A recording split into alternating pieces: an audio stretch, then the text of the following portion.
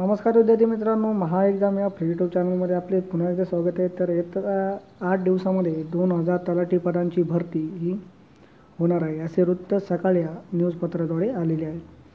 तर ही भरती येत्या 8 दिवसात होणार असून तर आचारसंहितेपूर्वी ही भरती होणार आहे अशी माहिती आपल्याकडे उपलब्ध आहे. तर नक्की काय आहे ही माहिती, तर संपूर्ण व्हिडिओ आपण या व्हिडिओमध्ये कव्हर अप करणार आहोत. तर त्यामुळे आपल्या चॅनलला सबस्क्राईब करायला विसरू नका. तर चला तर मग सुरू करूया आजची बातमी. तर राज्यात 2000 तलाठ्यांची ही महाभरती होणार आहे. तर केंद्र व राज्य सरकारच्या नोकर भरतीवर बेरोजगारांमध्ये कमालीचा असंतोष सुरू असताना राज्यात लवकरच 2000 तलाठ्यांची भरती सुरू होणार आहे. आगामी लोकसभा निवडणुकीच्या तोंडावर बेरोजगारांना खुश करण्यासाठी महाभरतीची प्रक्रिया सुरू करण्यात येत आहे.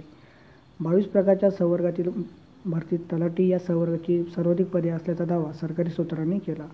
तर या भरतीच्या अंतिम मंजुरी मिळाली असून आठवड्याभरात या संदर्भात जाहिराती प्रसिद्ध होणार आहे.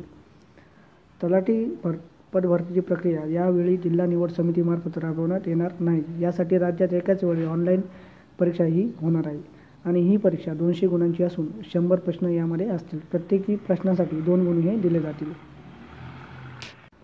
यासाठी मराठी, इंग्रजी, अंकगणित व सामान्य ज्ञान या विषयावर प्रश्न असतील. राज्यातील सर्व जिल्ह्यांसाठी पदांचा कोटा निश्चित करण्यात आला आहे. त्यानुसार उमेदवाराला कोणत्याही एकाच जिल्ह्याचा प्राधान्यक्रम द्यावा लागणार आहे. ज्या जिल्ह्याचा प्राधान्यक्रम दिला आहे त्याच जिल्ह्यात गुणवत्ता यादीनुसार उमेदवाराची निवड करण्यात येईल. या परीक्षेची सर्व जबाबदारी महापरीक्षा ऑनलाईन या सरकारच्या अधिकृत यंत्रणेवर सोपवण्यात आलेली आहे. म्हणजेच महापरीक्षा या वेबसाईटवर तुम्हाला याची नोटिफिकेशनही दिसेल. उमेदवारी अर्ज ऑनलाईन भरावा लागणार असून परीक्षा देखील ऑनलाईनच होणार आहे. तर यामध्ये आरक्षणाचा जर विचार केला तर तलाठ्यांसाठीच्या परीक्षेत खुल्या वर्गातील आर्थिक मागासवर्गांसाठी 10% आरक्षण, तर मराठा समाजाला 16% आरक्षण राहणार आहे. आणि यामध्ये